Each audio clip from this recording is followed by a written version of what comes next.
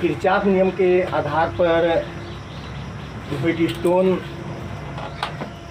England के वैज्ञानिक थे और उन्होंने एक परिपथ इस तरह से बना के दिया था कि उस परिपथ की सहायता से हम लोग किसी भी चालक का प्रतिरोध जो है ज्ञात कर सकते हैं।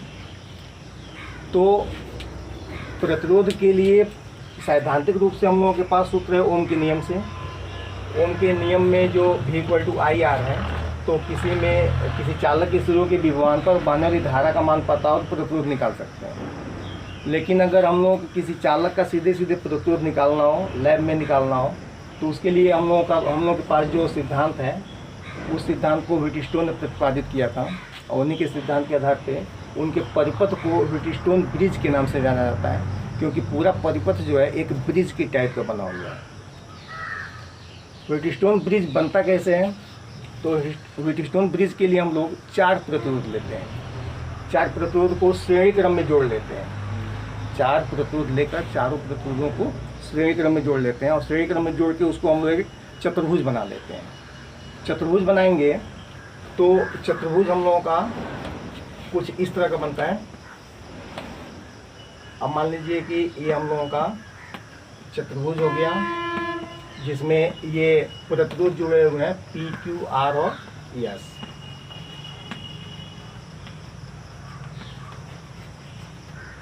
तो 4 प्रतिरोधों को श्रेणी क्रम में जोड़ते हुए उसको एक चतुर्भुज बना लिए। बने हुए चतुर्भुज के एक विकर्ण पर हम लोग धारामापी जोड़ते हैं, गैल्वेनोमीटर, और दूसरे विकर्ण के सिरों पर वैद्युत स्रोत जोड़ते हैं।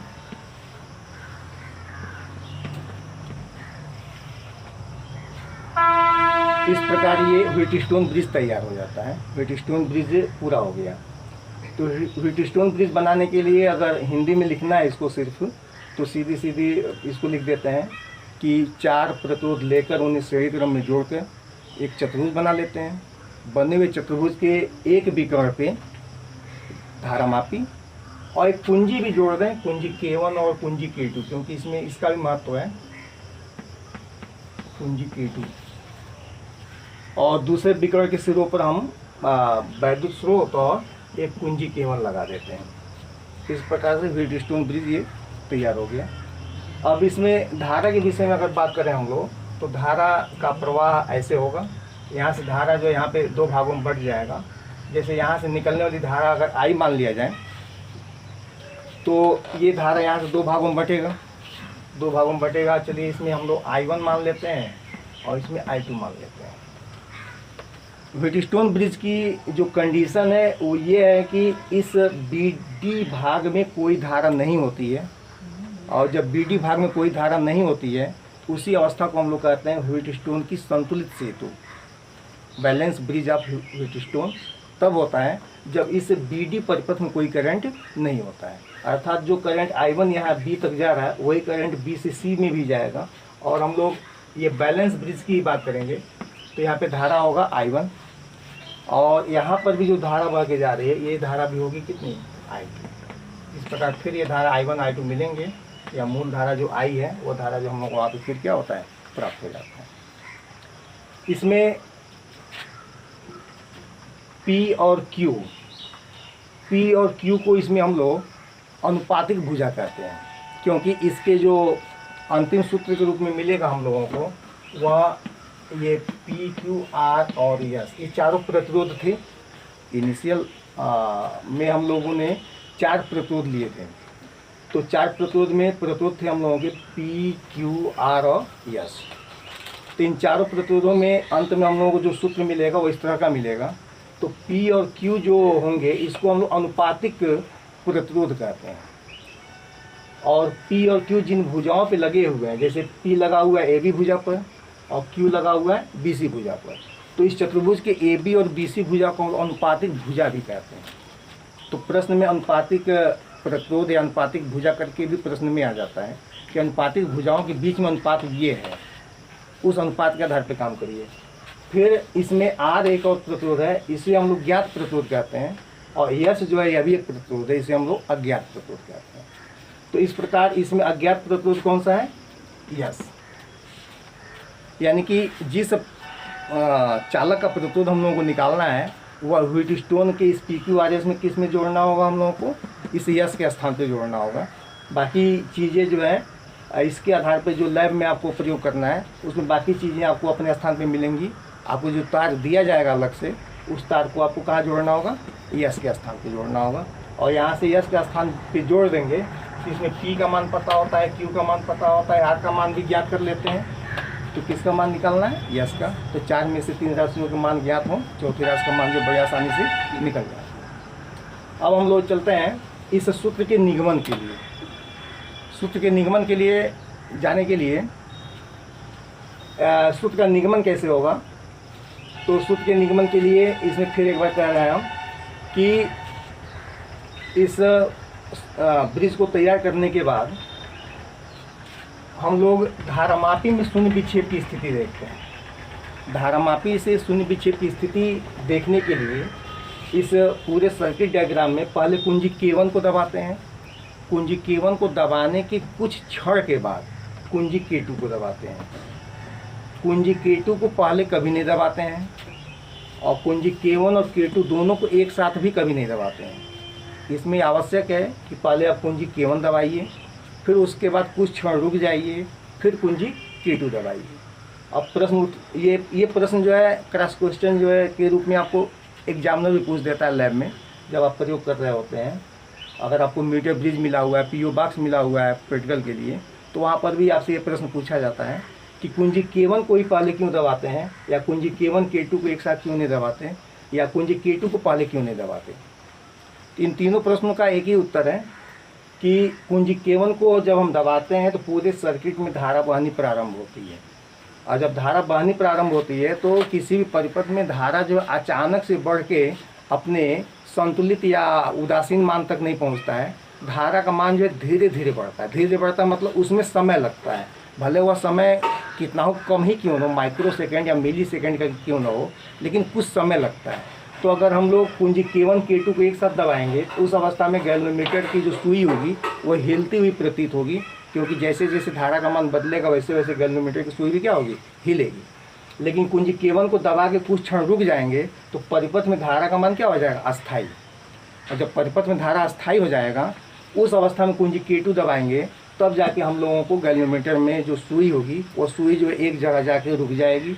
अगर धारा होगा तो, धारा नहीं होगा तो वो अपने क्या होगा, शून्य विक्षेप की स्थिति में रुका होगा। तो गैल्वेनोमीटर में शून्य विक्षेप की स्थिति प्राप्त हो, इसके लिए आवश्यक है कि हम P और R के मान में परिवर्तन करें। R के ये P और Q तो फिक्स होता है, परिवर्तन किस में करते हैं, R में करते हैं। अब इसका एग्जाम्पल जब हम लेंगे मीटर ब्रिज तो उसमें आपको समझाएंगे कि R के मान में किस प्रकार से परिवर्तन करते हैं। तो R के मान में जो परिवर्तन करते हैं उसके हिसाब से इसमें बहने वाली धारा का मान घटता या बढ़ता है। तो इसके हिसाब से अगर यहाँ पे अब जैसे कि विभव यहाँ पे जो है VB और यहाँ का विभव जो है VD, ये VB और VD आपस में जो ही बराबर होंगे, जैसे कि मान लीजिए अगर यहाँ का विभव अधिक है यहाँ का विभव कम है तो धारा यहाँ से इधर की ओर बढ़ेगा, या इसका उल्टा यहाँ विभव अधिक है यहाँ विभव कम है तो धारा यहाँ इसके इधर बढ़ेगा। उस अवस्था में हम लोगों को इसमें कोई गणना नहीं करनी है। गणना कब करनी है, जब धारामापी में शून्य विक्षेप की स्थिति प्राप्त हो। और इसमें शून्य विक्षेप की स्थिति कब प्राप्त होगा, जब B और D के विभव आपस में बराबर होंगे। और B और D के विभव कब कैसे बराबर करेंगे हम लोग, तो B और D के विभव को बराबर करने के लिए हम लोगों के पास एक प्रतिरोध है, ज्ञात प्रतिरोध। इसको हम लोग अपने हिसाब से घटा बढ़ा कर इस प्रकार से व्यवस्थित करेंगे कि इस धारामापी में शून्य विक्षेप की स्थिति क्या हो जाए, प्राप्त हो जाए। तो जब शून्य विक्षेप की स्थिति प्राप्त हो जाएगा उस अवस्था की बात हो रही है। शून्य विक्षेप की स्थिति में क्या होगा, तो यहाँ पे एक बंद परिपथ मिला हुआ है और बंद परिपथ में हम लोग लेंगे बंद पास, कौन सा, A B D A, एक बंद पास मिल रहा है A B D A में। एक चार्ट नियम का अप्लाई कर दें तो बंद पास A B D A जो लिए हैं उसमें तीर का निशान लगा लें। तो इसमें दो प्रतिरोध है P और R, वैल्यू स्रोत है नहीं, इसमें धारा है ही नहीं, तो इसमें प्रतिरोध की कोई वैल्यू रखना ही नहीं है। तो यहाँ पे क्या होगा, यहाँ पे होगा I1 P और यहाँ पे धारा और ये तीर विपरीत हो गए क्या होगा minus I2 R is equal to 0। क्यों? क्योंकि इस बंद पास में कोई वैद्युत स्रोत नहीं है। अब यहाँ से आप चाहो तो इसको ऐसे भी लिख सकते हो I1P is equal to I2 R हो जाएगा। पुनः बंद पास ये वाला किधर से भी ले सकते हैं हम लोग BDCB में, BDCB में। इसमें अब जैसे लिखे वैसे तीर बना होता है ऐसे बनेगा, ठीक है। और इसमें I2 और ये तीर सदिश है, तो यहाँ पे क्या हो जाएगा I2 यस, ठीक है। अभी आप किरचॉफ के 2-3 नियम लिखे ना कि बंद पास में बहने वाली धारा और संगत प्रतिरोध के गुणनफलों का बीजगणितीय योग, तो धारा और प्रतिरोध।